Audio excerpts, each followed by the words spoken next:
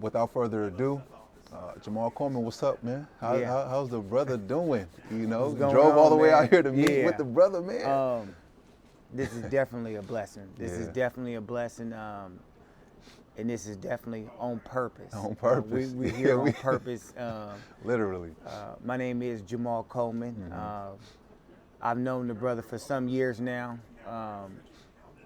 and we've been talking about getting together to be able to conversate from a vantage point of different perspectives that we have and where we've been and what we've been through together. So this is a long time in coming. Yep.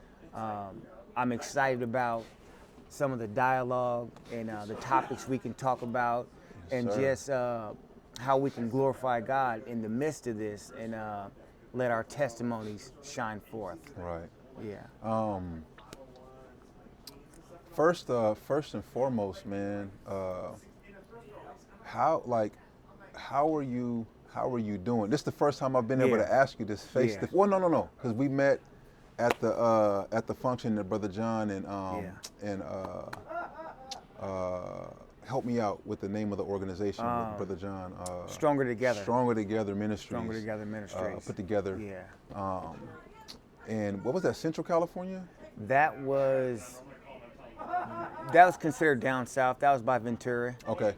By Ventura, about 10 minutes from Ventura. Yeah, I seen you briefly. Now that I remember, I seen you briefly. Was able to reunite with a few of the brothers that we once had fellowship with while in a unique and special circumstance. Yeah. Man, since then, what's new? What's been happening? How have you been adjusting to life? On life's terms since the last time we seen each other.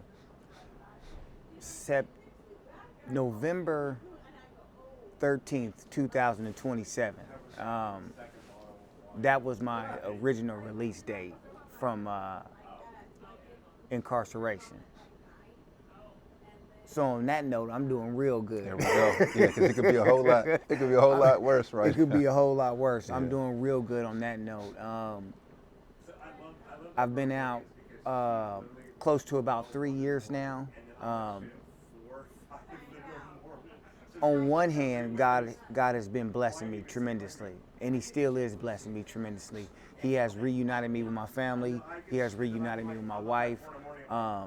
He has blessed me to be able to sustain my family, my kids, my life, and everything. And on another hand, I am still learning what it means to operate as a man, as a godly man, as a father, as a husband, free. You know what I mean? I was able to grow while I was incarcerated in so many ways. You know what I mean? I was able to mature in my mind with God, with just growing in stature, growing in character, growing in transforming my mind.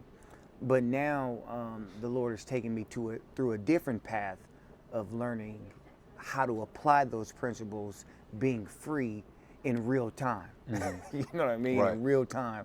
Okay. Because that's different. Yeah. You know what I'm saying? Like, the transition in there, it is what it is, and it is like,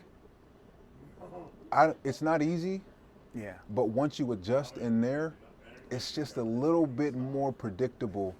Yeah. How to navigate. You know what I'm saying? Yeah. What could potentially come at you. Right. It's a concentrated environment, so it's easy to feel around. You know what I'm saying? Like what's Right. taking place. But yeah, bro, like being out here, navigating a life in Christ. Yeah. It's a whole lot more advantageous while being adverse. We have a lot of advantages, I believe. Right. When you have a lot of practice in disciplines, when you step out here, but that doesn't mean that the adversary and the adversities aren't going to press. You know what I'm saying? Right. And then that's when you find out it's different out here. You know what I'm saying? But I'm sorry, go ahead, bro. Right. No, that was good. I'm definitely resonating with that. I know a big part of what's been happening with me is just the in real time adjustment. You know what I mean? The real time of, I learned all these skills or tools or knowledge of how to be a husband, how to be a father, how to be an entrepreneur. And it's like, okay, now you got the knowledge or the learning. Let's see how that applies in real time. Right. So it's one thing that I'm finding out when you get head knowledge of something, and then when you're required to live that knowledge out in real time. You know what I mean? And before I went in, I wasn't paying no bills. I wasn't holding down no job. I wasn't being a father. You know what I mean? I had kids, but I wasn't being a father. I had a wife, but I wasn't being a husband. You know what I mean? So now I'm learning what it means to actually do that stuff, and then getting the experience of having to walk it out. Yeah. You know what I mean? And I can say I'm still learning. I'm definitely still learning in that aspect. And I thank God for his grace. I thank God for his grace, his favor through this, you know what I mean? And his counsel through this, of showing me like, oh, you doing good over here, but you slacking over here. You know what I mean? You need to pick this area up over here. This area you need some work in.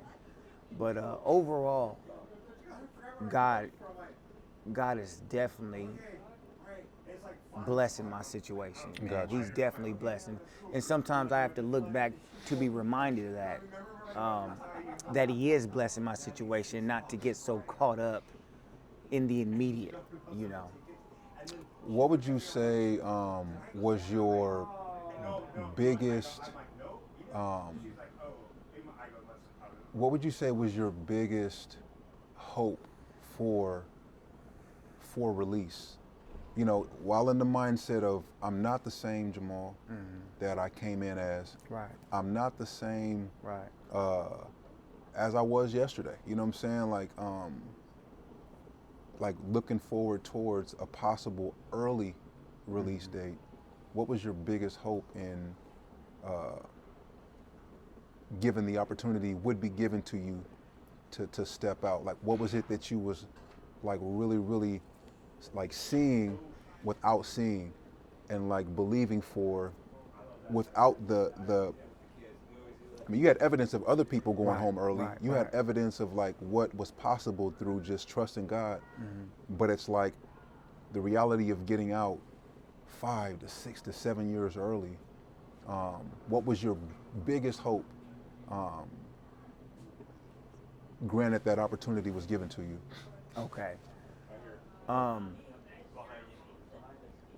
When I first got convicted of the crime, you know, one of the things that you find is real popular, that everybody gets real spiritual and religious when they going through their case. Right. You know what I mean? They go to court and, you know, reading the Bible, and I know I was doing it seeking God's favor in the situation, but it was all of a sudden. It wasn't real genuine. You know what I mean? It's like, now I'm in trouble, now I'm gonna cry to God, which is, there's nothing wrong with that, but God took me through a process. And one of the things that I discovered was there was a lot of people like, oh man, God ain't gonna let me do all this time. I'm not gonna do all this time. And I remember when they first sent me to prison, I had that thought too.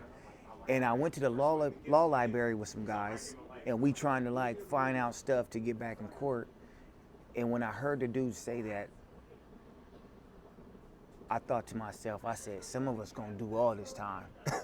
You know what I mean? We guilty. What initially like provoked that thought though? Like, you know, like, and I'm happy that you expressed that, because I think like, as much as we all can be like very much wanting to believe that, like, if you just, you know, because it's the truth, man. Like, if you just believe and you have faith, like God is gonna show up. And but the reality is that for some of us, for whatever reason, there might be something that is assigned or aligned for us to walk out, like in here. You know what I'm saying? And we may not go home. You know what I'm saying? But what led you to what initiated that thought? You know what I'm saying for you? I thought that because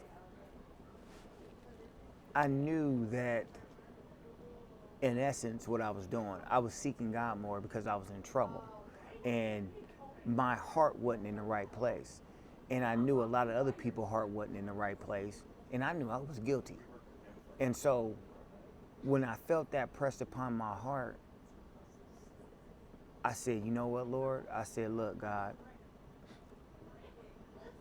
I'm going to stop trying to file an appeal to get out. If it's in your will for me to get out early, can you send somebody to me? And if I don't acknowledge them, can you keep sending them to me? Can you make me acknowledge it? And I said, beyond that, I'm just going to serve you. Because I remember the thought came to mind, oh, you only serving me because you want to get out early. Will you serve me if you have to do all this time? And I remember thinking within myself, yeah, Lord, Yeah. I'll serve you if I have to Hey, do all this that time. is so deep that you say that, man. Because I think people who have not experienced penitentiary, like, I don't know if that's even a real word, but just like doing time in the penitentiary or doing time in jail, and you come to a point to where you really have this resolve within yourself of like, I don't deserve like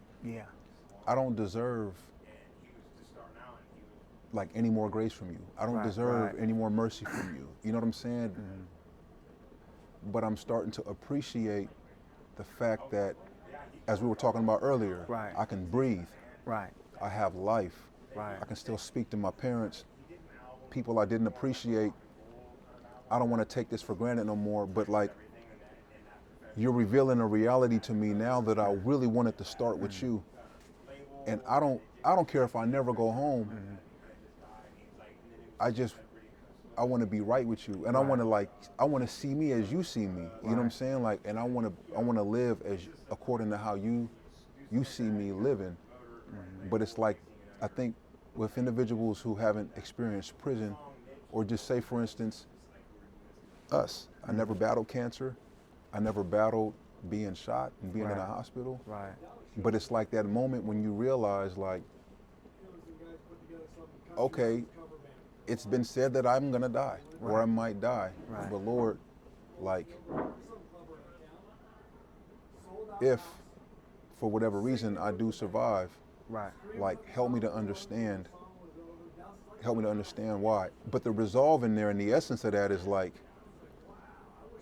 it's reaching for God in a different way than ever before. Mm-hmm. And I think that when I had that resolve, and I was like, Lord, I might do life. Mm-hmm. I deserve it. Right. I just don't want to do a gangbanging, and I'm not trying to put no conditions on you, Lord. Right. But just help me do it for you. Right. You know what I mean? Help me to grow closer to you. Right. And it seems unfathomable for people. You know what I'm saying? To like, what you told God that you okay with doing a life sentence? Mm-hmm. And it's just like, man, I really don't deserve anything less. Right. You know what I'm saying? So, I mean, I might as well accept my fate. Right. I put myself here. Yeah. But I'm sorry, I got kind of long-winded. But that's just hearing you express that. Yeah. It's interesting, because depending on your context and depending on your position in life, you don't really know why a person comes to that point, and they're just like, yeah, God, like, I'm gonna do this. Yeah. You know what I'm saying? Like, but I want to do it. I want to do it with you. Yeah. You know what I'm saying? And it's misinterpreted by some people that just be like, oh, he just going to church because he in the pen, or he just, he just, when I mean, most of us know, and we've seen on yards that it ain't like you gonna get no whole lot of like, it ain't too much that come with that, in the sense of what other people are reaching for while in prison concerning comfort. Yeah.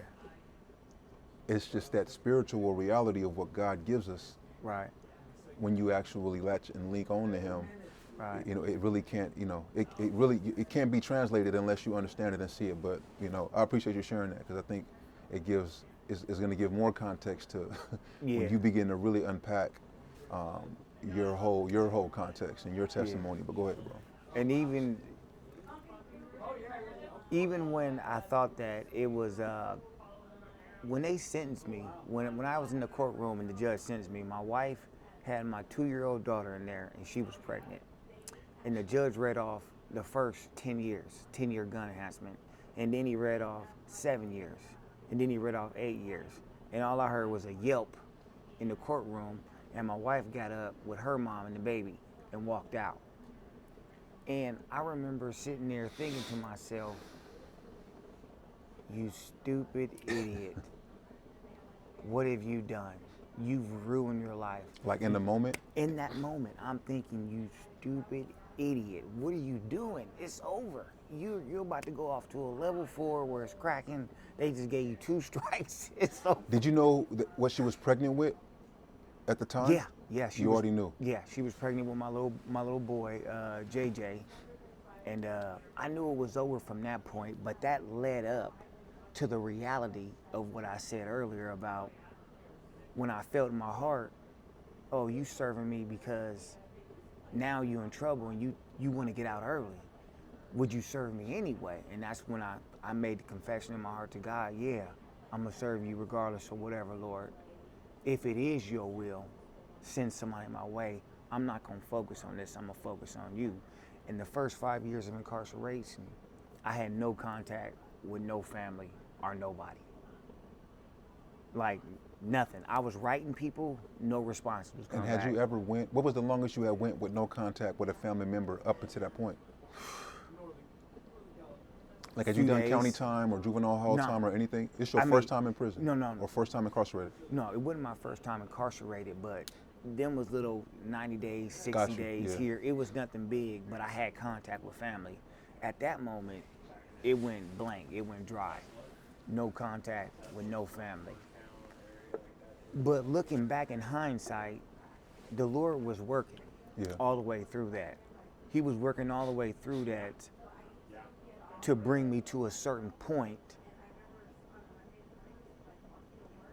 in what he had for me. Yeah. And I couldn't see it, obviously. You know what I mean? Yeah.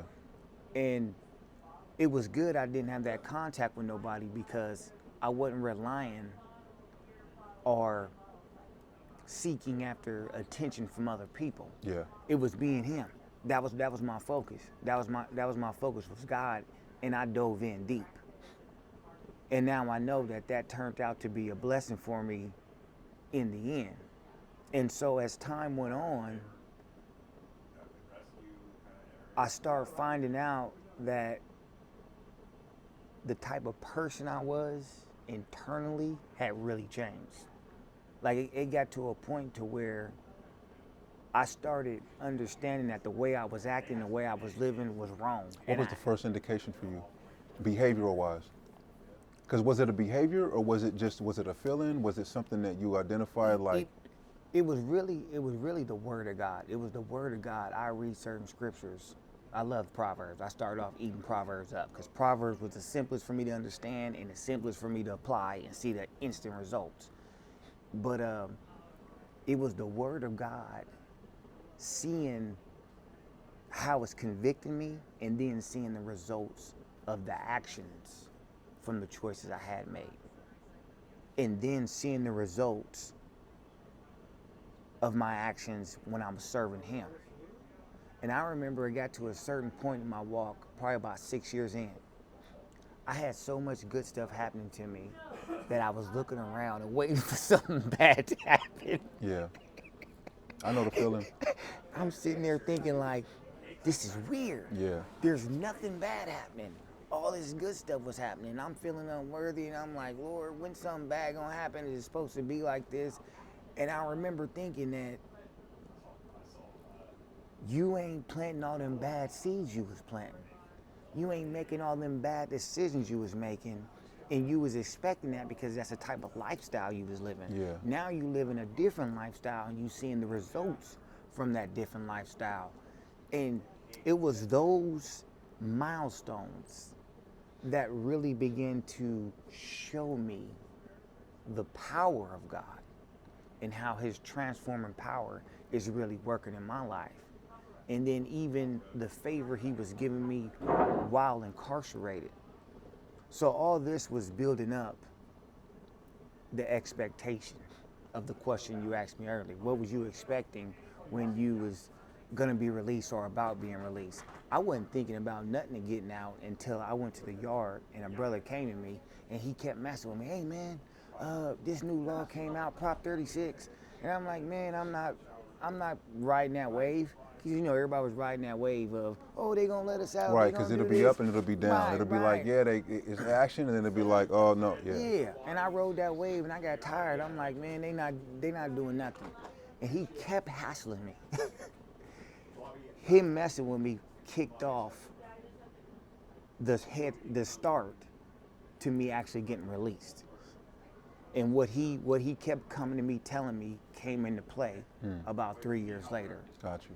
But truthfully, I struggled the whole time of believing that I was gonna get out. Sometimes I was waxing strong in faith. The other times I was wobbling. Yeah. Lord, is this your will? Is this not your will? You saying your word? You know what I mean? And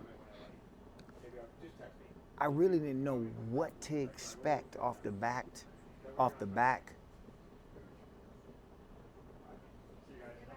But it was a time of development within my faith, if that makes sense. Yeah. As far as my family and stuff, I was praying and hoping that I would be able to be a model and example to my kids and reunite with my wife. So on the flip side, on getting out, that was the expectation I had of getting out with them. Got you.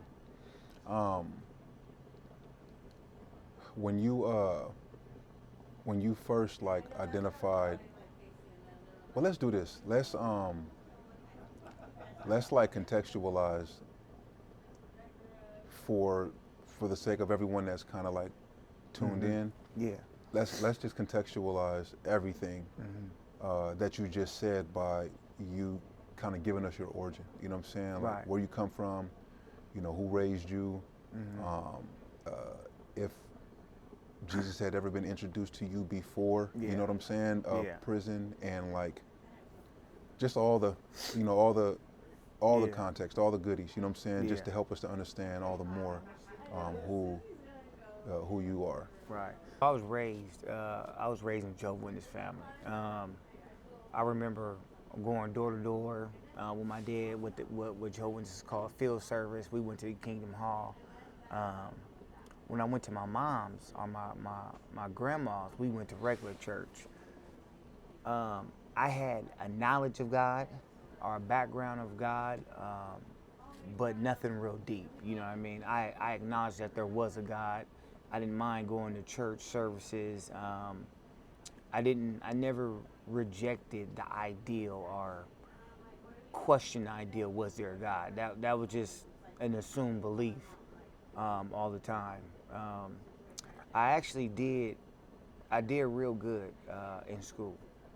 I did real good. About 10th grade, I started smoking weed. And once I started smoking weed, it was a wrap. I was a crackhead for weed. I was one of them kind of people, I smoked weed all day long. And I wasn't working when I was in high school, so that led to going out, petty theft, stealing stuff. And then I'm coming home, my dad like, oh, you skipping school. If you don't want to live by my rules, you can leave. So by 16, 11th grade, I dropped out of school and left the house. And I was just running the streets from that point on. And I wasn't doing nothing like real crazy. I was doing petty thefts, stuff like that. And during that time, I started dabbling in different kind of other drugs and stuff. And so that ended up leading me on the path of that incarceration that I got locked up for. During that course of time, I had 3 boys with a girl I met in high school. And then before I got incarcerated on this, I had met my wife. And she had my girl, Malia, and she was pregnant with my son, Jahmal. So that's like a brief synopsis of. So where were you born? I was born in Sacramento, California. Sacramento, California. What year? 1983. 1983. And were you raised by mom and pops? Just pops? So, mom? Moms lived in Sacramento. Pops lived in San Luis Obispo area. So went back and forth. Stayed with my mom all the way up until junior high, and then went to high school. Went to my dad's. He like, you in high school, a boy should be with his father and stuff. And then I was with him probably for about 2 or 3 years, and that's when I left the house. And were both of your parents believers? Pops Jehovah's Witness. Mom, nah. Gotcha. She went to church and stuff, but not like continuous. Mom's went through her own course of struggles and stuff like that. She was a bartender most of my life. She always worked. She always provided. She was there, you know. But I had a lot of freedom when I lived in Sacramento. The interesting thing is, when I lived in Sacramento, I didn't get in no trouble. Wow. I didn't start getting in trouble till I moved to my dad's, where is a less gang banging, drug infested area. I probably shouldn't have gotten no trouble out there. It probably should have been vice versa. But I think it was the fact that my dad started applying a bunch of rules to me, and where my mom was kind of like, you can go do what you want. You know what I mean? Like, just make sure you check in and you good. You know. So that's an interesting dynamic. Right. If you could identify one thing from each, your mom and your pops, what's something that? Mom's was a hustler. Dad's a hustler too. Mom's was a hustler. She still is to this day. And pops, my dad used to always tell me have heart. And that really stuck with me. I tell my boy that. And what he meant by that is, you ain't got to be the toughest, you ain't got to be the baddest, but you got to have the ability to press and to use your mind. You know what I mean? So that was something that always stuck with me. That still sticks with me. But those were two things that I took with me as I ventured out. When you, so, you know, going back, would you consider yourself like mischievous, or like when you got bored, you just kind of like just felt the need to just kind of just do things that excited you, or just was it more so like you just felt, and I guess what I'm asking, like, what led you to start feeling like, was it like the not having the money to pay for the weed that led to the petty thefts or whatever, or was it just more so like you just had a curiosity and a mischievousness to kind of just thrill seek, or like what kind of like led you deeper and deeper into? Yeah. What the interesting thing is this, man, I was a crackhead for weed. I mean, I know to some people that sounds crazy, but I was a real crackhead for weed. And that addiction, that desire took me down just a bad path. You know what I mean? And I never was one of the kind of people that wanted to hurt people. Never did, thank God. You know what I mean? I never had that type of desire or anything, but I wanted to support the weed habit, and I didn't like being broke. Gotcha. You know what I mean? I was one of the people, if we went out to kick it, I didn't want to be the person without no money. I wanted money. So that led me to the path of doing petty thefts, going in Ross, going in grocery stores, clothing stores, and basically just shoplifting and stuff, you know what I mean? And so that really ignited the path. I think it was a big part of me that was seeking attention by trying to be cool, you know what I mean? Trying to be that guy, not the hard guy, but the popular guy, you know, the guy that's recognized, the guy that's seen. You know what I mean? I think that was a big thing that also led me down that path of making the wrong choices. Did you feel seen by mom and pops? Was there? You have siblings too, right? Yeah. Older siblings, younger siblings? Younger and older. Younger and older. Grandparents? Yeah. Did aunties, uncles? Yep. Was there a? That's a good question. Yeah. Pops, my dad favoritism our sisters. He did that a lot. He still do. We tease him about it to this day. He favoritism the girls. He showed love, but the girls was his favorite. You know what I mean? And I don't know if I really cared. I mean, it may have had an effect on me, subconsciously, not even knowing it. But yeah, he favored them. He definitely favored the girls. Mom's, she didn't have no girls. She had all boys. She was doing her thing. So Moms would kind of, her way of giving attention was giving money. I can get whatever I want. Anytime I ask for money, she just give it to me. You know what I mean? Yeah. So that was her way of, I guess, providing and being there. It was like, I get you whatever you want. You can have whatever you want. Here go the money. Go do your thing. Check in. You know what I mean? Yeah. So that was kind of that dynamic going on. And I was asking mainly because I know what, especially with us, with boys, they say it's with the females a lot more. Yeah. That if they don't get the attention that they need from mother or father, you know, in the household, or they're gonna definitely seek it in ways that when they find it, they'll latch on, you know, which ultimately, like, a lot of people explain for certain promiscuous, you know, tendencies, but for men, for some reason, like, it's not something that's highlighted as much. And I'm one to believe that, like, when I hear stories like yours, I didn't grow up with moms and pops for a greater, like, after 8, my pops left, but he's in my life now, but and my mom's, you know, my mom was always there, but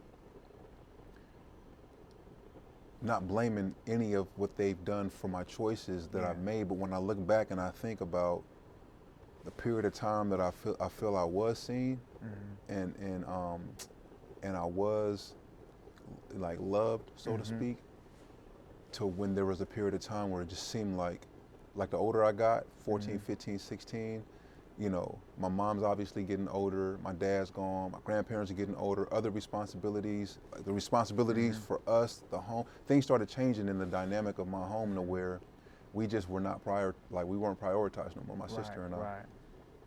And it led us both down different paths of seeking for, whether it was attention, whether it was affection, whether it was love, whether it was, I don't know, whatever it was. But I look back now when I hear, like what you just expressed about, like, okay, weed was what it was, it impacted you the way that it did, and you seeking a way to actually make that available for you on a consistent basis. Yeah.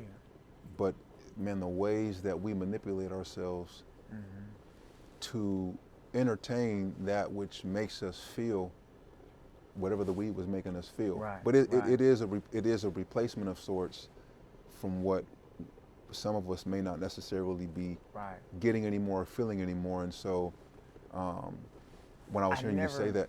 Yeah, I never dove into that aspect or that line of it real deep. It may have had an impact from that vantage point.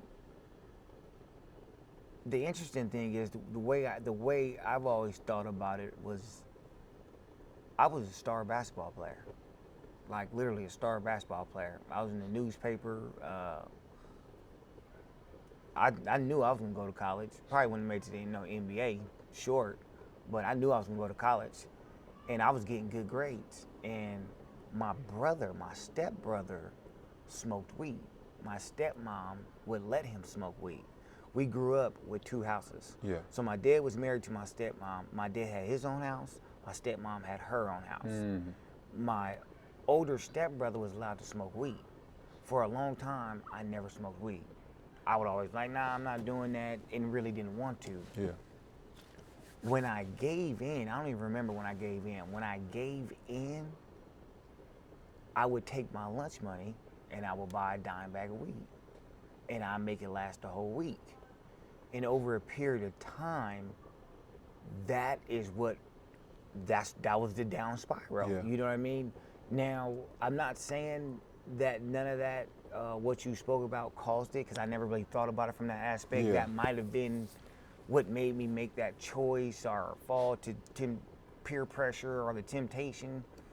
But I know once I actually started smoking it was over. I couldn't function. Grades went down because I started skipping school. The coach came to me like, "What are you doing?" He like, "Hey, we can help you. You know, your grades ain't never been like this. What are you doing?" And I just kept going, and it was kind of over after that. You know what I mean? And hindsight, when I look back, I'm kind of an extremist.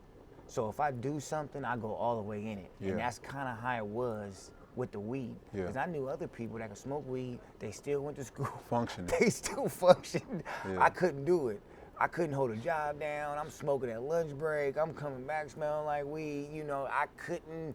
There was no breaks. There was no delayed gratification within that. It was just constant boom, boom, boom. And that became a hindrance. That became a hindrance in how I was functioning, how I was acting. And that kick started the whole series of events that end up allowing me to make the choice that got me incarcerated, or led me to making the choice that got me incarcerated. It's so interesting, man. It's like, and as I'm grateful Yeah. that because when I was asking that, because it's like I look back now, obviously, like what I was sharing about it, I definitely didn't have that perspective then, but when I look back and I think about, because I try to be proactive. Right. When it comes to, especially like now, like we come to understand what discernment is. We come to understand like how to kind of just study how our older habits that let us down. Right. We just don't want to give in to those ever again. Right.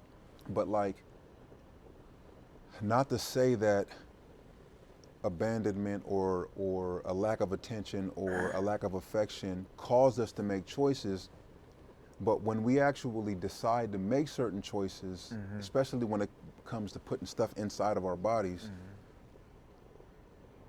the results of like how we feel and how we respond to that, I look back now and I just think about how when I was intoxicated, especially the times like before people realized it, no one ever acknowledged, like, it's like my mom never knew. I'd be right up in their face. And maybe they did, I don't know, you know what I'm saying? But for some reason I felt seen and felt and understood by that which I was consuming.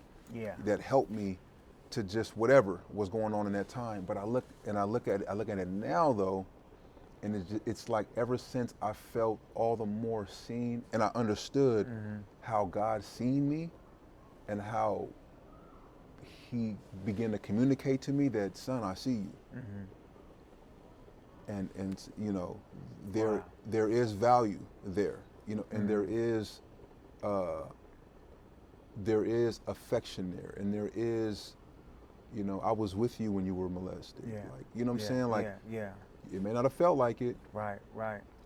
I was around when you chose to drink and smoke and do what you did. It may not have felt like it. Right. But now that you can see and feel and understand that I am here and that I see you, it's something about now when I look at that, that's something that I'm able to leverage to just like continue to seek after his attention, because I know a lot of times when I did come to the reality, like my mom is just not, my grandfather is just not, like I whether I realize it or not, I look back now and I did go out and look for it in other ways, and I got it from the homies. But when I put stuff in my body, I felt like it had me and held me in ways that I just wasn't getting no more. When I look back on it now, but ever since the Lord like got a hold of me and I think revealed to me, like, I see you, you know what I'm saying? Like, I got you. It helps me to just, you know, I don't need to smoke no more. I don't need to drink no more. At what point do you feel like you were able to just be like, I don't need weed no more. I don't need. Did you do other harder drugs? I probably did everything except heroin. Except heroin. I did everything except heroin. Man, that's interesting. And crack. Now, I think those were probably the two taboos of our time. Yeah. Like if you smoke crack, you was a crackhead. You know, that was like, we don't do that. Yeah. You sell that, and then heroin, that was just like another thing. Like, you don't come back from that. Yeah. But pretty much everything else I tried, I did. Man, that's deep what you was saying about what caused you to make that choice. And thinking about it more when I look back, I don't ever. I was brought up good, man, for the most part. My dad, I mean, he wasn't perfect, but he was solid. He was there. I remember him making dinner. I remember us sitting down eating as a family. I remember us praying. And even though moms was doing her thing, she was there. You know what I mean? Like, she was there in the best of her ability. And even when I was incarcerated, the later part of my time, my mom had felt guilty because me and my brother was both locked up. And she was like, I had a big part to do with it. And I told her, I said, obviously what you did and I seen as a kid affected me, but I made my own choices. Exactly. I actually knew what I was doing. Yeah. You know what I mean? And so I told her, like, I'm not going to put that on you because I actually knew what I was doing. I was consciously knowing what I was doing. Now, here's the interesting thing. I knew I was making bad choices, but I didn't know the impact of my choices. Right. When that judge gave me them 22 years, I never thought I would be that guy. To get 22 years. Yeah. I never thought I would be that guy because I'm thinking, I'm robbing the weed dealer. This is a drug dealer. Ain't nobody got hurt. You know what I mean? And I mean, he read off all that time, boy. I was like, wow. I was like, okay, this is real. Yeah. This is really real. 22 of them too. Yeah, they really gave me 27. Wow. It was ran concurrent, but I think I was influenced by trying to be cool. I was trying to be cool, man. I was trying to be something that I wasn't. And I can look back and really say that. Yeah. I didn't grow up in the hood. Mm-hmm. I mean, even when I grew up in Sacramento, it was a little bit of the hood. You know what I mean? My brothers went off really into the hood and the gangbanging and stuff. I really didn't do that. I stayed playing basketball, so I didn't experience what they experienced. I seen it, but I didn't experience. So I was trying to be something I wasn't. And I can look back and say that wasn't me. Mm-hmm. I was the kid with the basketball, going to play basketball where everybody else was going to do everything else. Yeah. I was the kid with the ball, walking around, doing all the sports. You know what I mean? How do you see the person? So when you realize, like,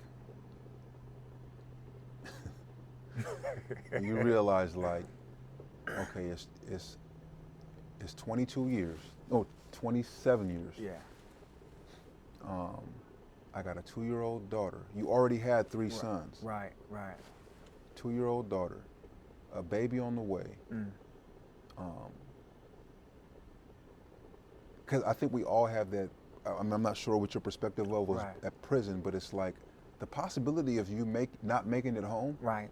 It's a possibility. Right, definitely. So you have to consider that now. Like, so it's like I have 4 children and a significant other, a wife.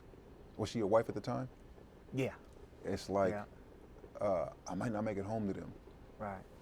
Number one, like, when that thought came, if it came for you, and if not, then we can move on to the next, the next question I was going to ask you. But if and when that thought came, what did that do to your perspective about who you were in prison, and did it help you to navigate through that first season of prison, kind of like trying to prioritize your wherewithal in prison? Like, I'm gonna survive, you know what I'm saying, because I got a family to make it home to? Or was it just like, I can't think about that, you know what I'm saying, because it could be distracting, you know what I'm saying, like worrying and wondering about making it home to your family, it could be a liability for some of us, you know what I'm saying, but what was your experience? I said, well, if I do get out, I'll be 44 when I get out. When I calculated, it was 18 years. And I said, I get out when I'm about 44. When I was in reception, I was just hoping they sent me to a soft level 4. That's what I was hoping. I was hoping they sent me to a soft level 4, and I missed level 4 by 1 point. And then God's so good. Not only did He not send me to a level 4, but He sent me to a soft level 3. Dang. He let me mainline right there on Wasco, and Wasco at that time only had 2 buildings open, and they was because what year was that? Was that 2009? 2009. 2009. That was 2009. They had 2 buildings open, and they was PIA buildings. So you had a lot of the lifers there. It was laid back. It was easy time. And then I went from there, I went to another soft level 3. Well, the yard I went to was a soft level 3. I went to Solano, but they put me on the medical yard. So the other yard stayed cracking, but the yard I was on was, I don't want to say soft, but it wasn't, people wasn't politicking on me. Solano is predominantly a black prison. So it was so many blacks. Yeah, it was so many blacks, and they all Bay Area blacks. Like they wasn't tripping off nothing. They was like, "Oh, you from Sac, going over there?" Like we ain't, you know what I mean? And so the Lord kept me covered. The Lord, man, I witnessed at least 3 riots, and I remember 2 of them I missed by like 40, 50 seconds. You know, go out. I worked in the center complex in the office, and I came out the center complex and I forgot something, and I went back in. As soon as I went back in, riot went off. You know what I mean? So just stuff like that. But once I seen the favor of God, I kind of didn't worry about that aspect no more. I seen like, okay, I'm good, and I know how to stay out the way. You know what I mean? I stayed all the way out the way. I asked that question because that literally was my experience. But I was wondering what your answer was going to be before I transitioned into the next. Because I think when we do get into that space to where we start seeing like the miracles happen. Yeah. And we start seeing the favor really, really like clearly. Right. We get to kind of relax. Right. And then with that comes being able to identify, you know, like what you're really good at. Right. You know what I'm saying? And like what you can hone in and kind of like start to really, really get better at or perfect, you know what I'm saying, before you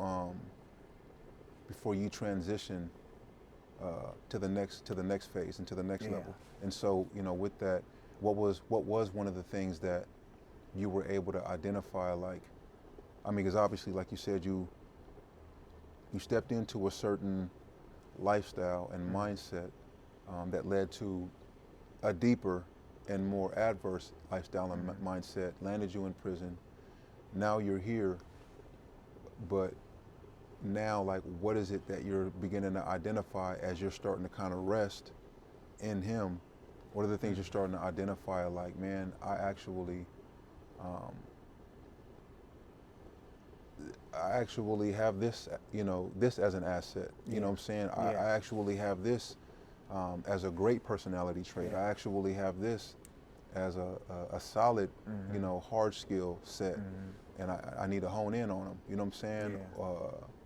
Or, you know, if not, you know, what are some things that you feel as you kind of like developed on, you discovered about what you could, what and who you could be? Yeah, man, that's a deep question. That has a few different answers. It has layers to that answer. So this was one of the interesting things I found out about black social racism. I don't know if I said the term right, but I was socially conditioned to think racistly about myself, man, as a black person, as a black man, and didn't even realize it. Right. I thought that white people were just smarter than me, right, and didn't even know I thought it.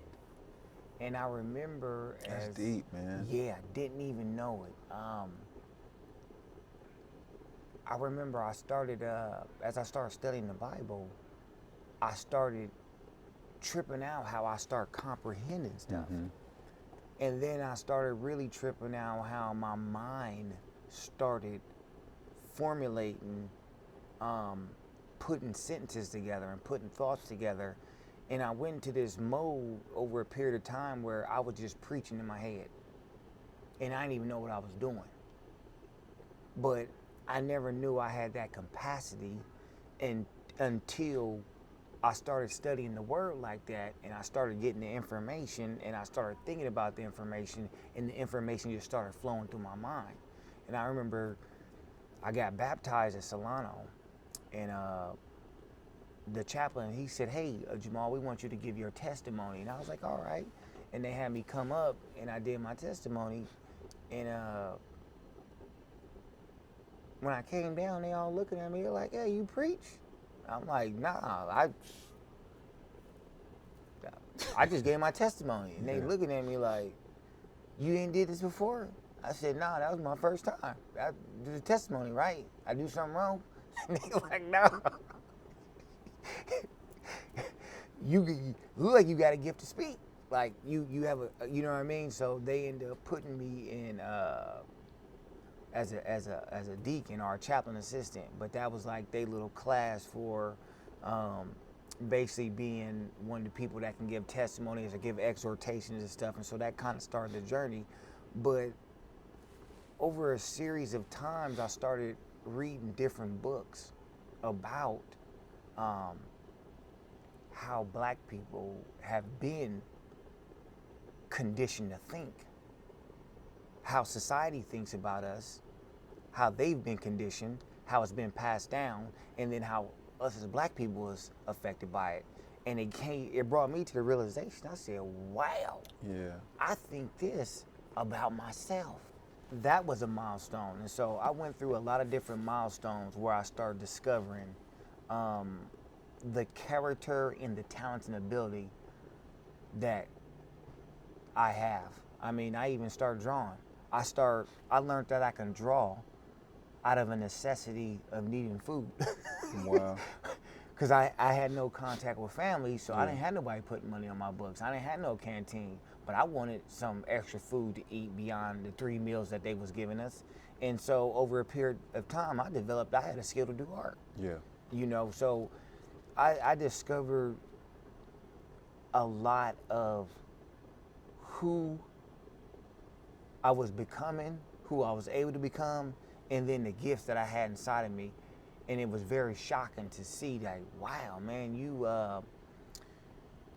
have the ability to do a lot more than what you was doing, and you didn't even know it. Mm-hmm. And yet it took a place of confinement for you to figure this out. You know what I'm saying? That's interesting, man. I mean, that's like, so you know how like, there's that saying like, there is no growth without tension. Yeah. Period. Like in order for anything to grow, there has to be tension. And a lot of us don't even realize that. Like a baby has to go through what a baby goes through in order to grow into its potential to crawl, and then into its potential to walk, and then in its potential to run around and just begin to discover. Like there's, in the intricacies of our body, like all of the organs becoming what they have to become. I mean, all of our organs and just everything that makes us up, going through what it has to go through in order for it to become fully mature, has to go through attention. Yeah. And I think it's interesting how, like men like us and others, and women like us and others, and not just that go through a incarcerated situation, but just go through life experiencing tension and come to a point to where they may not realize like, oh my goodness, I appreciate tension. I need it to grow. But they come to the moment where they realize like, man, it took for this pain, or it took for this darkness, or it took for this uncomfortable reality, it took for this confinement for me to come to a point to where I'm like, I discovered something about myself. Yeah, I actually came to a point in my incarceration where I had two conflicting thoughts about that. I said, I hate that I had to come here, but I love what I discovered as a result of being here. Because that time incarceration was a concentrated moment of like a straight cocoon, like you said. Like I was in a cocoon for years, being molded, being transformed into the person that ultimately that I've become today. And I remember it even got to a point, I told the judge this when he asked me to speak when I was gonna get out. I said, I don't even fit in here no more. I literally do not fit in. And I remember thinking to myself, weeks before I ended up going to court, it dawned on me. And real quick, so just for context for everybody, you're not talking about the court situation when you got sentenced. Mm-hmm. You're talking about the opportunity that you were given to step into court to get out early. To get out early. Mm-hmm. Yeah, man. I remember it was a time before the resentencing to get out that I was thinking to myself, I said, wow. I said, you're being punished. And this is what I told myself. I said, you're being punished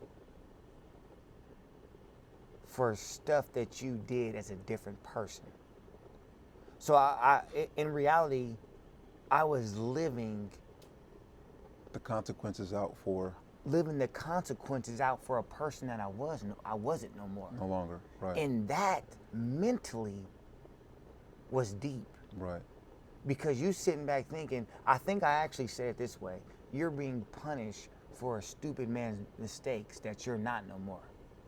You did it when you were stupid, but you're not stupid no more, but you're still paying the consequences as the stupid man. And the incarceration had more impact in the later part of my sentence than the beginning, because I understood the impact. And that's the tension, bro. So I believe the tension reality, it phases up. So it's like when we start out in school, right? We start out going to school. Yeah. I'll stay with that part. Start out going to school. Daycare is fun. I look at my daughters, they just love to go to school for daycare, like they'd be around other kids. Then pre-K, like my daughter's in pre-K right now. She's loving it, enjoying it, having fun. But I got a 12-year-old. And school is challenging for him. Right. But when we actually encourage him to understand the importance of socially, not like socially acclimating, but socially embracing what's uncomfortable. And he's high functioning autistic. So he's like, he has like his one of his main battles is social reciprocity. He's growing in it, but the only way he can really truly grow out of that specific level and move up the spectrum of autism is if he continues to position himself in socially awkward moments. Yeah. You know what I'm saying? Right, so that the tension, he may not understand it, but the tension that he faces. So now, here he is, he's getting ready to complete his 6th grade year. He'll be in 7th grade next year, which is going to provide a whole nother set of tension. Yeah. He's starting to understand a little bit more that as you progress through life, the tension that you experience that helps you to grow here prepares you for the next level and phase of tensions. You know what I'm saying? And it's I think those are those revelations that we get that it's like, okay, I was who I was when I came here. I am who I am now. And I'm in a better position to go home. But I understand now even more so that not only am I not going to make those mistakes that I made when I came in, man, I don't even fit in here no more. You know what I'm saying? Like, and it's like I've outgrown prison.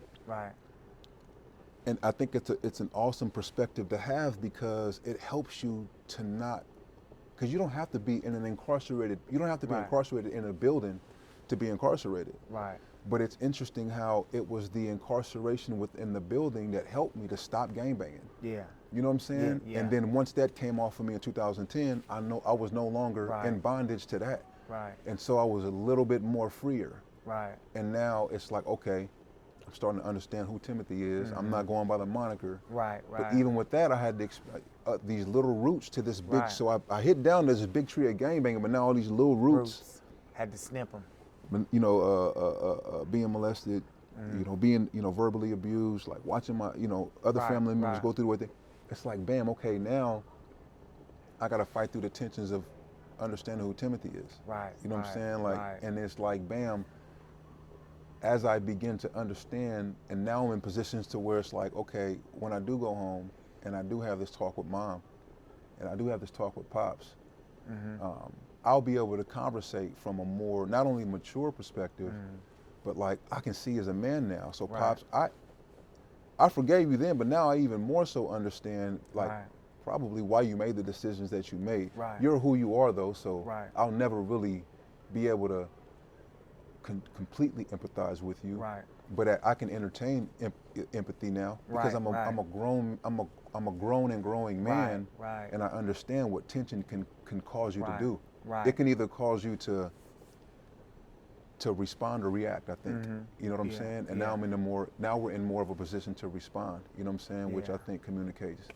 I remember when I was leading up to the court to get out, and I finally appeared before the judge to get out on video court. So 2 of the goon squads, which is 2 of the correctional officers brought me to a little room, and I knew who they were. They knew me. They set me down in front of a TV. And this was at California City? This was at California City. They were supposed to take me to court. Was Miss Sears one of them? It wasn't Miss Sears. It was Chavez. It was Chavez and a young dude. Chavez was a little skinny guy, always with Miss Sears. They brought me in the little room. They turned the video court on, and the video court had a bunch of different people waiting to go to video court. And I didn't know this at the time. I didn't find this out till afterwards, but all of them was on screen. Other attorneys waiting with other people. But you couldn't see that? No, I didn't know.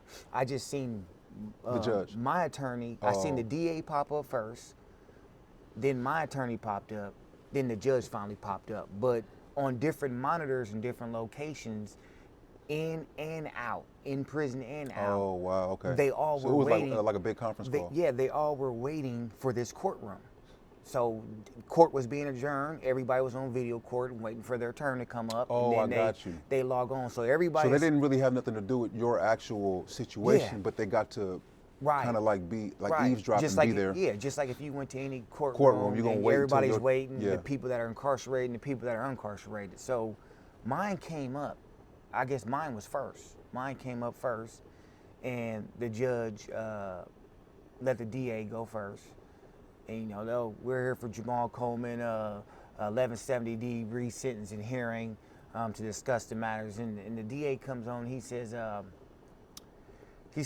Jahmal has a long history of marijuana abuse and drug abuse. What if he gets out and and he starts smoking, because now marijuana is legal. You can smoke it, and he ends up back where he was. And I said, can I speak? And he says, yeah.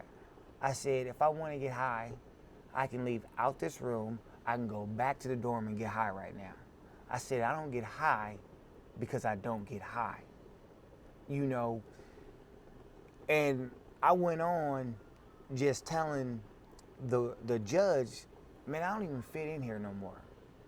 I said, you can ask these guards sitting right next to me. You can ask anybody at this prison who's seen me for year in and year out that I'm a whole different person. And I'm not just telling you this is the truth. I said, I know what I did was wrong. I can't take it back. I'm guilty of it. I did that. But the person who did that is no longer sitting before you in terms of character. When I finished, the other people that was watching on the video court, and this is when I found out they was listening, they came on and said, we've never heard nothing like this before. They spoke for me. Right. They were like, hey, sorry for butting in. We know this has nothing to do with us, but we ain't heard nothing like this before. This is, and that's not to toot my horn, that's to show the power and testimony of God, right. The true transformation. I think it's a point where you become conscious. And I mean conscious on a different level. Like right, everybody's conscious and moving around and operating, but it's a certain level of consciousness where you're actively living out life. You're actively processing information. You're actually processing who you are, the things you've been through, where you're going, how you're going to get there, what this looks like. And that was the levels that the Lord brought me through in my transformation process. And that's how I was able to look back and say, like, dang, man, I'm in a situation as a different man, but suffering the results as I did as a young man. You know what I mean? Mm-hmm. And then even what you said, understanding that I'm in a time of refining. You know, and asking God, what do you have for me in this? What do you need me to get out of this? What am I supposed to see in this time of refining, in this time of being crushed, in this time of being made new, in this time of you peeling these layers back, man? And it's amazing what God does in that time to transform us. You know what I'm saying? Yeah. Yeah, thanks for sharing that, man. That's like, I believe, like, because as we sit here, like you said, you getting ready to be 40 or 41? 41 this 41. year. I'm gonna be 43 this year, and at some point we were babies. Yeah. It's just, Yeah. I think about it, man, and we both got, you got a young daughter that's getting ready to be 1. I got a Yeah. young son that's getting ready to be 6 months. Wow. We both have babies, young children. Mm-hmm. We have children along the spectrum, but there's so many things in life right now that we're experiencing. Mm-hmm. Having wives, mm-hmm. having businesses, which we're going to get into in a moment, mm-hmm. your entrepreneurship, children, mm-hmm. a relationship with the Lord, mm-hmm. a relationship with survival in the sense of just speaking contextually about where we come from, where mm-hmm. we were at, and what we have in perspective to always draw from, mm-hmm. to kind of position us, you know, as we're sitting across from each other, mm-hmm. position us in an understanding of, like, I mean, we had to make the choice to believe and have faith, mm-hmm. and have hope. But there's a point where, like, God introduces us to us in this through this, like, mirror of, like, him, you know what I'm saying, that mm-hmm. reflects us in this way that just helps us to see and understand, like, y'all were babies. And I got you from there, like, I got you from there to here. Mm-hmm. And not to say, like, you kind of hinted to it, like, I needed prison, mm-hmm. you know what I'm saying, because, mm-hmm. but I only needed prison because I put myself, mm-hmm. in like a, right, in like a prison before I got the physical prison, right. Physical prison. Like, I was already mm-hmm. imprisoned myself, mm-hmm. you know what I'm saying, and so, but it's interesting, like, he allowed for us to go there, aligned himself with us face to face. It freed us, rested us to a point to where we could see what we could see, and now we're here. Right. Literally. I mean, I ran into you in California City in 15, 16? 14. 2014 okay. Is when 14. I touched. Yeah. You know what I'm saying? And I was there for 3 years. And man, like, you are, man, so many of y'all brothers, like, I remember when Tree of Life was first, like, I was hearing, like, Tree of Life, you know, right. I was hearing about the yard ministry, and I was just like, man, I had just went through something at the prison that I was at before I got there in Mississippi, and I was just like, man, but it was something about the way in which you brothers, like, allow God to just use you. You know what I'm saying?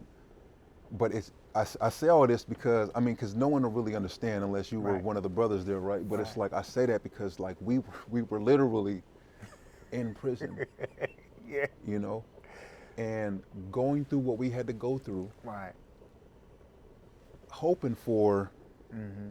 what we have today without even really like knowing that Right. it was the essence. Like this is a manifestation, I think, of Right. the essence of like what we really truly Right. were growing through and positioning ourselves for. Right. And so I say all that to say, as we sit across from each other in San Jose, we both traveled to get here. You know what I'm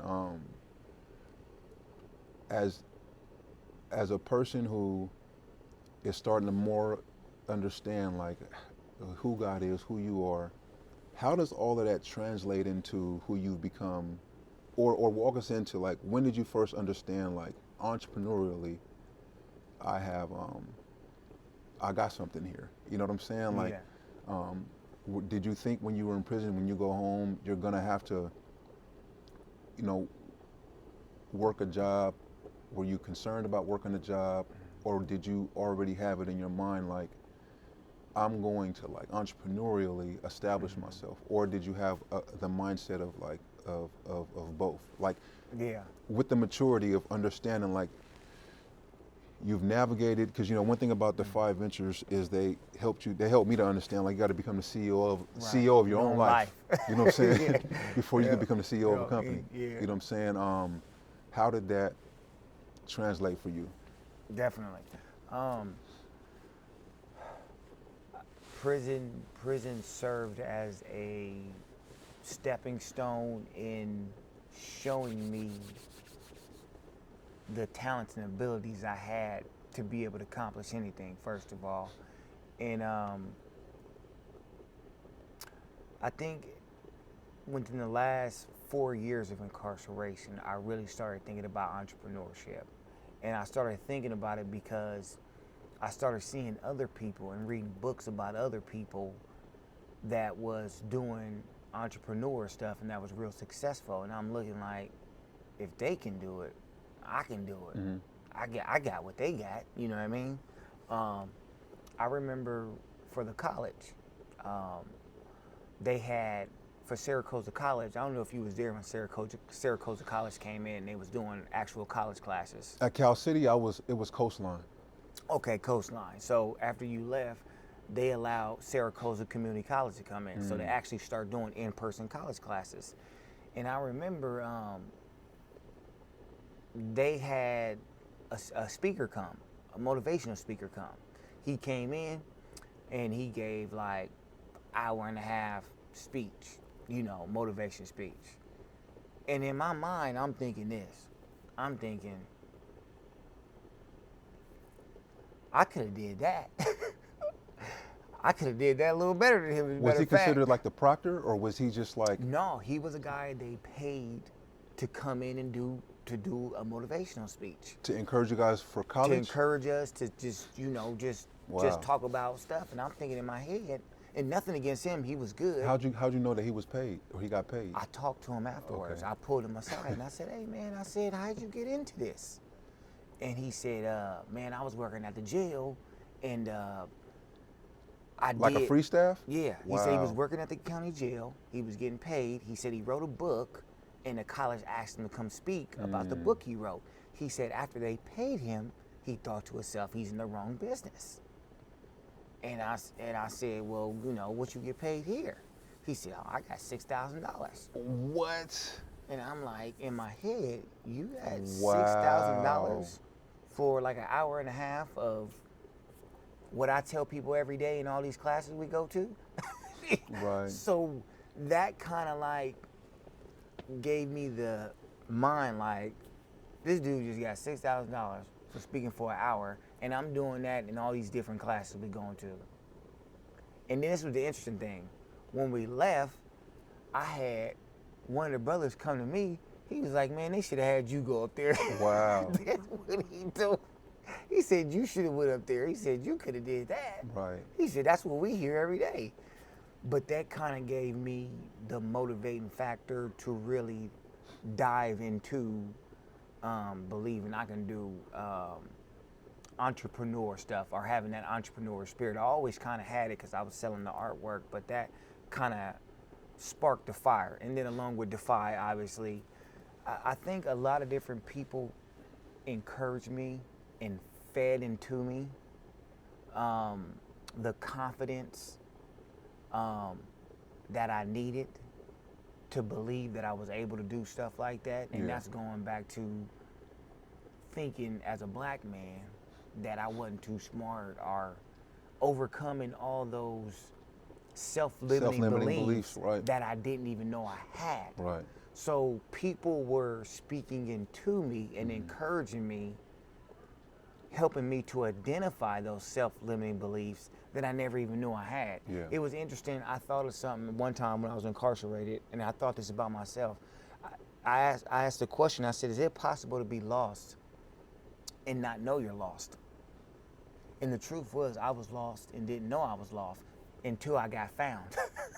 When I got found, I said, oh wow, I was lost. But that truth is true on so many levels. Yeah. I was lost to self-limiting beliefs in so many ways until they were identified. And I was like, oh, there goes one. There goes another one. Yeah. There goes another one. And all these things were hindering me, but I was built up by other people.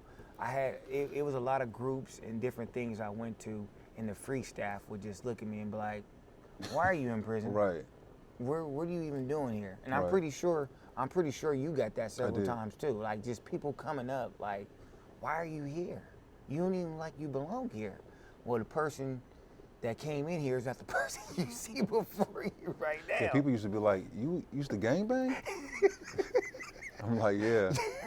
And they're like, oh, so you probably was like one of the ones like, you just joined the gang, you just hang out with the gang. Like, and like gang, I was just like, nah, Yeah. nah man. Yeah, that's what the other was. Right, but that just confirmed to me too, when I thought about it, I'm like, man, like you, I was not raised to gangbang. Right. That was not like, my mom wasn't a gang member, my uncle wasn't a gang member, my dad wasn't a gang member, like, wasn't nobody in my family no gang member. Like, people experienced adversities, family chose to use drugs, you know what I'm saying? But gangbanging was something that, oh man, for some reason I stepped into it and it just took me, you know what I'm saying? And I went for the ride, but yeah, I remember you was in Inside Out Writers class. You was in Inside Out Writers class, and that was the class where I remember when I first even went in that class and I met Johnny, and what was the lady's name? Susan. Yeah. And I remember they were so nice. I'm thinking in my head, y'all fake. This can't be real. Yeah. Because for years, people wasn't treating us like that. They was treating us like, oh, you trash, you an inmate, you this, you know what I mean? Even if they didn't say it, the connotation and the energy and the vibe that they gave off was like, you less than, you ain't nobody. Yeah. When they came in all happy and jittery, and, hi, how are you? I'm just looking like, okay, something going on with y'all. Y'all a little special.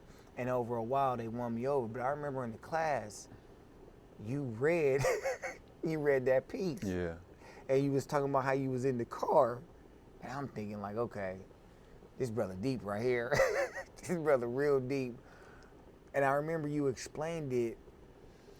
And I remember you was talking about how that related to your past life. Do you remember that? Yeah, and that's one of my, I got to start grabbing all of those types of spoken words and just memorizing them, because especially now that I know how to, like I've gotten better with video and audio, and I'm like stepping more into this sphere. I believe that's one of the things that I realized, that I used to do music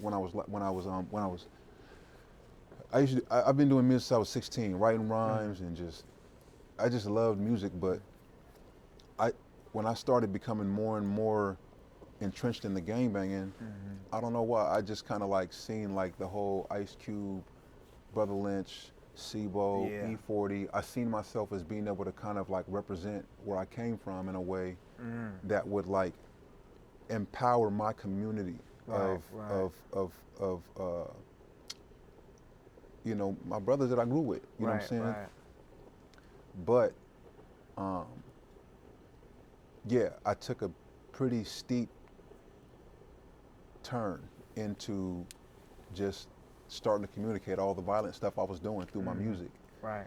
And somehow it ended up like spoiling what I was given as like a talent. But when I ended up in prison, I couldn't write no more. I ran into this. I just got like I got like a writer's block. Yeah. But it was more so, and I'll never forget, man. I was in a county jail, and like all of these like alternative type songs were coming to me, and I was just like, why? But I used to listen to like Blink 182, Right.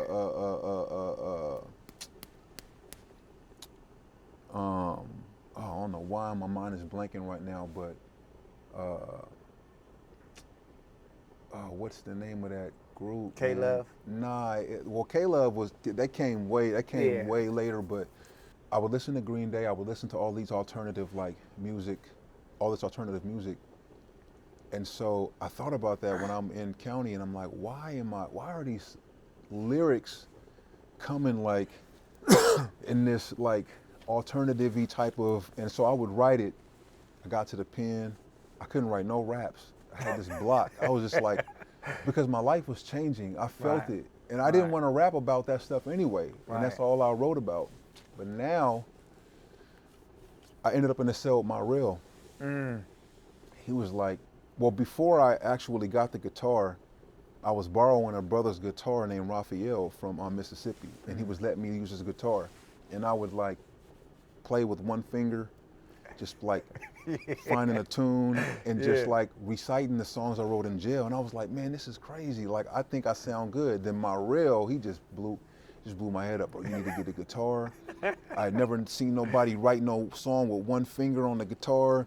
You this, that, and the third. And the next thing you know, I was writing these alternative songs. But what happened was it transitioned to where I started running into these me and my rail used to sit in the cell, and we used to like storyboard our little short stories on a white wall in the dark, listening to Adele and Florence and the Machines. And we would literally see stuff, like, not like crazy, but like the stuff that we wrote, we would just try to like storyboard. And I just remember, man, it clicked, and I started writing these deep spoken words.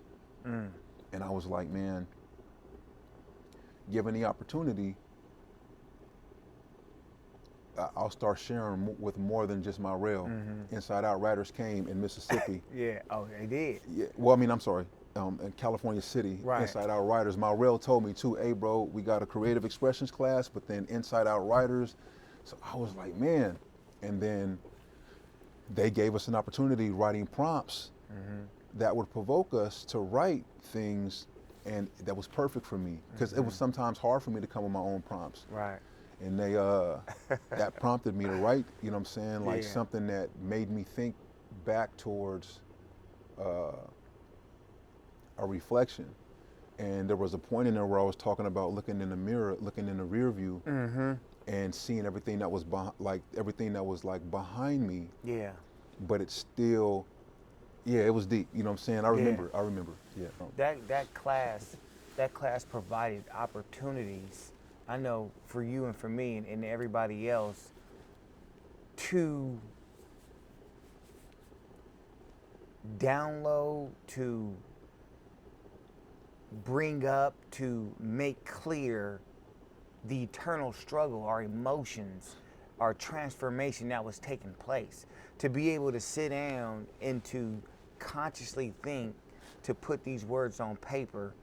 I know a lot of times for me, it allowed me to better understand what I was going through. Yeah. Like, I was able to realize stuff from writing in that class that I didn't even know. Right. I realized and learned stuff about myself that I didn't even know through the writing. Yeah. You know, it was like the writing was the avenue, or the way for me solidifying who I was and what I was going through on paper. You know what I mean? It was able to come out on paper and then look at it like, wow, okay, look at this. Look at this, yeah. You know what I mean? And I think that's the spiritual aspect that resonates with people, that when they hear this, like, whoa, I'm going through that too, or I can feel that, you know what I mean? Because it's actually being expressed in that way. Yeah. What would you say? What would you say your biggest asset is, as a, just as a, I mean, I could say, as a father, as a husband, as a son of God, as a child of God, as a son of God, as a entrepreneur, just as a in totality. What is your biggest asset? Like how do you, like, what is your biggest, what have you identified as your biggest value, like you that is of you, that adds the most value to the lives of others, or just to just life, period? Outside of God, outside of talking in the context of God, because obviously we know it's God and Christ. I think I would say it's the character or the ability to stay conscious most of the time. And what I mean by conscious is I always try to stay conscious of what I'm going through or how I can develop or keep transforming. You know what I mean? I try not to ever just go on autopilot, because it's easy to go on autopilot and you're not really being conscious about what you're doing or where you're at or how you're developing or how you can grow. And me staying conscious, I'm able to identify, like, hey, you slipping right now, or you need to check this. Even if I haven't figured out how to do it, I feel like it's a strong suit for me, because I'm becoming aware of what I can change. Because you can't change nothing you're not aware of. You can't transform nothing that hasn't been identified. So I would say it's just the awareness or the ability to stay conscious or to stay active living, active alive, actively making informed thoughts about what's going on. Yeah, that's I think that's key. I know there's a lot of people that can resonate, you know what I'm saying, like with that reality. What has been your biggest discovery about yourself post-release?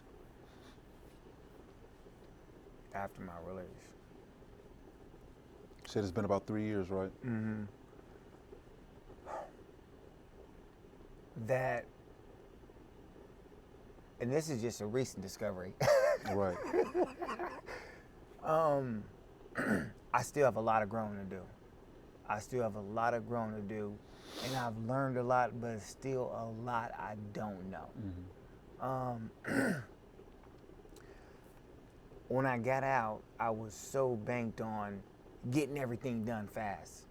And the reality is setting in of there's still a lot of stuff you have to learn. It's going as fast as your knowledge set, skill set, and maturity set will allow. Yeah. You know what I mean? Yep. So I need to grow more. What's the best advice someone has ever given you?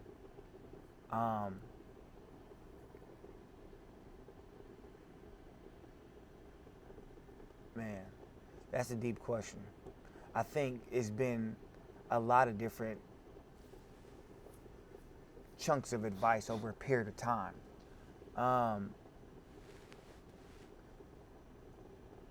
Right before I got out, it was find a Bible-believing church and stay faithful to it. And that's what I've done. And that has kept me and my family rooted. We in church every Sunday, Bible study, 2 or 3 Bible studies. So when I got out, I feel like that was the best piece of advice. Just recently, I think the best piece of advice I've received, not from one person, but as a collective, from Bible studies, from talking to individuals, from talking to you, is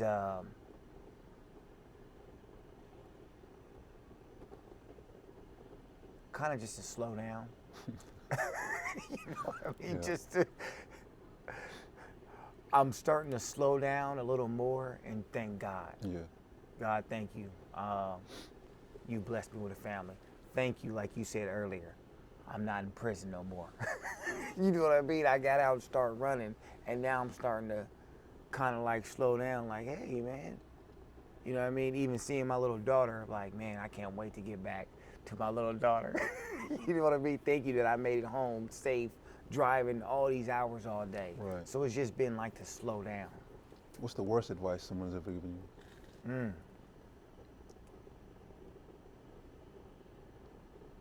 That's deep too. I can't even think of any worse advice that someone has given me lately, man. And I think that's due to the good advice I've been getting. I'm not around too many people that is negative, except for when I go to the basketball court. But that's usually in the context of us playing basketball. Yeah.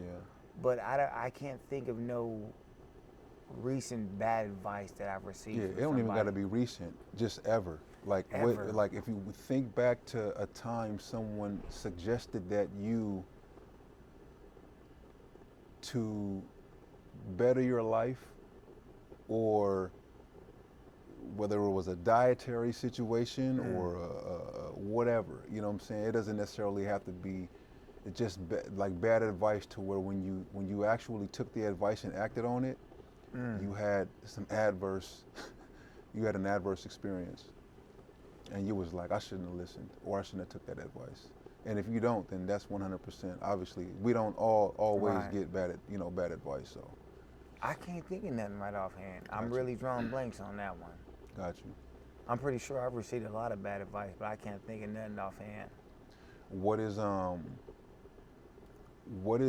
what's next for you entrepreneurially? You know what I'm saying? If you don't mind tapping into your business, Yeah. what you do, how you actually, whether it was a stumble upon or Yeah. something that you just really, really thought out and said, this is what I'm going to pursue entrepreneurially, and yeah. So, I do the body oil. Started off doing that from prison. We were able to order the fragrance colognes through a package. So, was selling them while I was incarcerated. And then while I was in, I formulated a whole logo and design and business plan, and I got out and I implemented it. Opened up a fragrance company, designed my own air freshener, got some accounts, sell the body oils and the air fresheners regularly. That's the side hustle. But I do sales for home improvement. What I'm discovering lately is being content. The Lord has blessed me. I ain't rich, but I ain't poor either. And I'm finding out that a lot of time is being sacrificed in the pursuit of running that particular business. Is too time consuming. And I think for the amount of time that's being put in, it's not paying out what I would like it. So I'm not sure if I'm going to try to expand it. I'm not just going to stop it. I'll let it stay where it's at. But I think I'm just going to work on more of developing my communication skills. My communication skills in terms of... Bro, you are an awesome communicator, man. Yeah. Like, if there's anything, sorry to cut you off, but if there's anything I thought that you would ultimately become entrepreneurially locked in on, it would be your capacity and agency in activating empowerment in others. Yeah. You know what I'm Yeah. saying? Like, I've watched you communicate the reality of who Jesus is, why he came, why he left, and why he advocates for us in a way that has brought people, even you communicating what you knew yourself of individuals communicating to you, like how you've brought them to an understanding. Well, Christ has brought them to an understanding through you. But yeah, I was like, man, I always heard people talk about Toastmasters and like all of these like communication skills classes and stuff. I'm like, man, I wonder if this, like, if, you know, these brothers you already, you know what I'm saying, like went through any of that stuff. But, you know, it's interesting to hear your story because out of everything you shared, you know what I'm saying, like, it literally is something that is in you innately. You know what I'm saying? It just took for you to be able to like be still enough and be, you know, in a position to like, you know, for it to manifest and for you to identify it and then for you to like really agree with it. You know what I'm saying? Like I can actually speak, you know what I'm saying? I can actually retain information. I can actually create,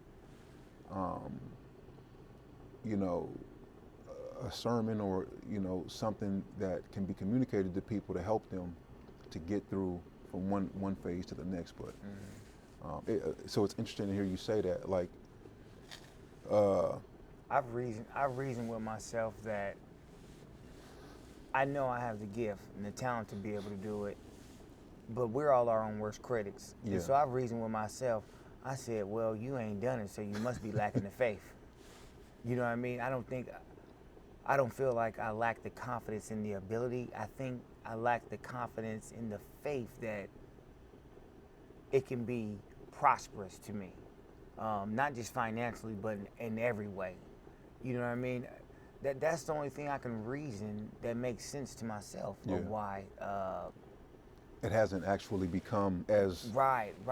Or I haven't pursued it with more might and strength. You know what I mean? Because I started a little bit with the YouTube channel. I started two different channels, and I didn't keep it up. And I think a big part of the challenge was it's different when you're used to speaking in front of an audience, and now you're speaking in front of a camera. Especially you. Yeah, I can imagine. Because you're used to the cues, looking in people's eyes, you know, and then you just go to talking in the camera. There's no response back and stuff. No emotion, no... Yeah. And I struggled with that. And now I've been given little snits and bits of pieces of being able to communicate with people at the Bible studies. Mostly at the Bible studies and stuff I go to, and a few times when people invited me to the church to come speak and stuff, you know what I mean? But I definitely miss doing that. That's a big part. It's what I'm good at. Yeah, and I love to do it. You're great at that. Even when the pastors go up and preach, I be preaching with them. Yeah. You know, I would have said this, or I would have broke it down this way. I would have, you know, it's just in me. Bro, I just want to thank you for, you know, just being willing to be vulnerable, being willing to be transparent, sharing your story with us. You know, this obviously ain't gonna be the last time we link up. Right. You know what I'm saying, to do some documenting. But I've held you long enough. I believe you've added value to the lives of those who are listening and watching. You've definitely gave us some perspective. You've definitely just helped us to value your context all the more. Before we you know, kind of close out, if you want to just share with the community how they can, you know, find you to purchase some body oils, some air fresheners, and then, you know, leave us with a last word, you know what I'm saying, Definitely. or whatever the Lord puts on your heart. Definitely. So you can go on Amazon and just look up JV Fragrances INC. I got the air fresheners on there, the body oils as well. And you can go on YouTube and look up Character Elevation Motivational Channel, or you can just type in Jahmal Coleman Transformation Channel, and I got messages on both channels. Last words, I would say, man, God has transformed not only my life, but I've seen God transform countless people's lives being incarcerated, including yours. And I know the power of God and the reality of God, and His transforming power is real. And I know that by experience. And I was the kind of person that was a real skeptic. So I don't say that lightly. I say that as one being a skeptic and then truly experiencing God's transforming power to transform my life.